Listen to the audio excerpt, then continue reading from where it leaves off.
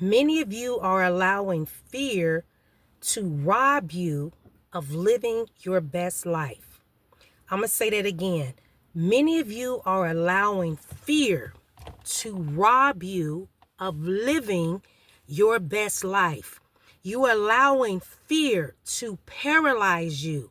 You are allowing fear to cheat you from living your best life. Yes, many of you are allowing fear to keep you from doing things that God has ordained you to do. You are allowing fear to rob you of many adventures in life. You are allowing fear to keep you from stepping out and taking leaps of faith and taking risk about doing some things. You are allowing fear to grip you. You are allowing fear to stagnate you. You are allowing fear to keep you at a halt in life. Do you know that people will fear things that they have never experienced because of other people's experience or because of things they have heard or things that people have experienced? And they will grab a hold to that fear, someone else's fear. For example, there are a lot of you all that you desire to travel. You desire to go out of the United States and go to other countries and travel, but you tell yourself, I'm afraid to fly. I'm afraid to get on the airplane. And a lot of places you can't get to unless you fly on a plane. Now, I know that they have trains, they have buses, but there are only certain places that you can get to by plane. You can't drive there. You can't take the bus. You can't take the train, but you have to fly. And many of you are afraid to fly. You're afraid to face your fears. You're afraid to fly because you heard on the news that a plane went down. You heard on the news that a plane had crashed. Or you're just afraid. You've never experienced flying. And a lot of times we will build our own selves up with fear. We will build our own self up with fear. We will convince ourselves of what's wrong and why we shouldn't do this or that. You know, maybe this will happen and this happened to this person. This happened to my friend. This happened to somebody when I was young. This happened to somebody in my family. You've built that fear up. You've built that fear up and you are allowing that fear to rob you, to cheat you from living your best life. You are allowing fear to cheat you from doing that very thing that you so desire to do. Fear. God has not given us the spirit of fear. Fear is not of God. Fear is of the enemy. You know, in the Bible, when God would allow an angel to visit a person and so he could relay a message to someone, that angel always started off saying, fear not. Fear not. God has not given you the spirit of fear.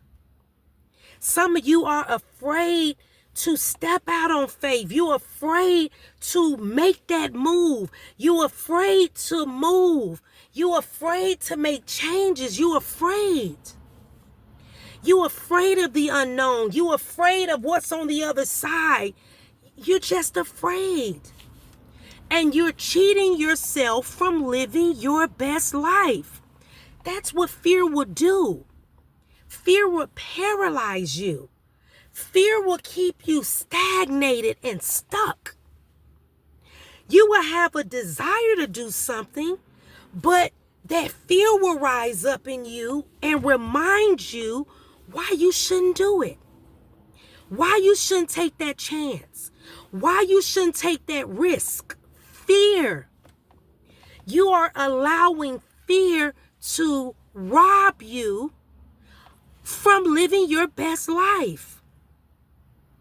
You want to travel. You want to explore the world, but you have fear. Well, I heard that, I really want to go to Jamaica. I really want to go to the Bahamas, but I heard that they're doing this to people. I heard this incident happened in Mexico, and now I don't want to go. I'm afraid. Fear. That's what fear will do. It will paralyze you. It will keep you stuck. It will hold you hostage. Fear. That's what fear would do. Listen, a lot of you need to remove fear out of your life so you can step out and do the things that you want to do. You're afraid to get on a plane. Book that flight.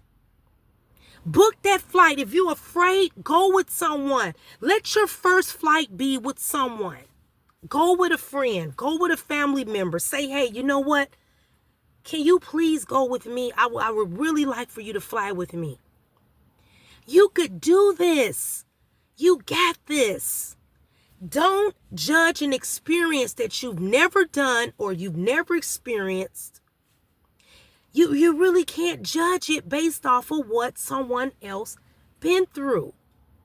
That's not to say that you neglect or don't keep it in your registry, because, if someone told me, hey, like I've never been to Mexico. I plan on going to Mexico. I do travel. So I've heard some things about certain parts of the world, but that's not going to keep me from going. It's going to make me be cautious when I go, but I'm not going to sit here and allow fear to make me say, oh, I'm just not going to go. I've heard people say, now I'm from Chicago. I've heard people say, based off of what they saw on the news, the things they're hearing, the stories they're hearing, oh, I'll never go to Chicago. And I'll say, well, have you been to Chicago? No, but they doing a lot of shooting and, a lot of, yes, you may hear some things going on. There are some things going on in Chicago, just like there are some things going on in Philadelphia, just like things are going on in Baltimore, just like things are going on in Dallas and Houston and other cities of the world. You have crime everywhere. Yes, you may have crime in more certain areas more than others, but there's still crime in every major city. And my question is, I tell people that there are still beautiful parts of Illinois and parts of Chicago. Like some people live in a suburb, but they'll say, I'm from Chicago. Or they may say, that's why they call it Chicago and the surrounding areas. Because you have other beautiful places that are around Chicago. You have people that live in the city, but it's not a bad area. I mean, that's just how it is. And if you've never been there, you can't judge something based off of what you saw on television or the stories you're reading or the things you're seeing on the news. You really can't do that. Now, you may use caution, but a lot of people are missing out on a beautiful downtown, the Navy Pier, the food, the Magnificent Mile. Chicago has a lot to offer.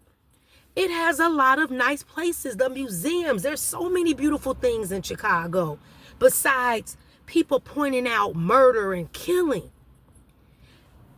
That shouldn't stop you from wanting to take a trip to Chicago because of fear, because of something you heard. Sometimes we'll grab an experience, we'll embrace it, and you just gun-ho with that. It's like, this is what I heard, this is what this person experienced, and this is what it is. And that may not be the case because of their experience. It's not your experience, but you're gravitating to fear based off of what someone else told you. Again, stop allowing fear to cheat you and rob you from living your best life.